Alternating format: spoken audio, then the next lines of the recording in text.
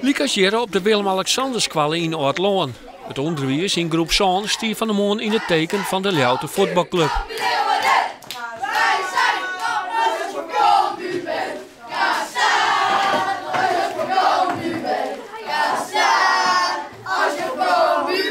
We hebben ook zo'n beetje het meest fanatieke publiek van heel Nederland. En het is een hele goede club. Het is een sportieve club. Het doel wie om de dij trot te brengen in de clubkleuren blauw en geel. Een prottefans kongen in Cambuur-shirt naar het werk. Liekers bij het marketingbureau Frix. Supporters van Grace en Jereveen zitten direct tussen. Wel in mindere mate natuurlijk, maar we hebben 1 Groningen supporter tussen zitten en wat mensen die voor DKV zijn, ja.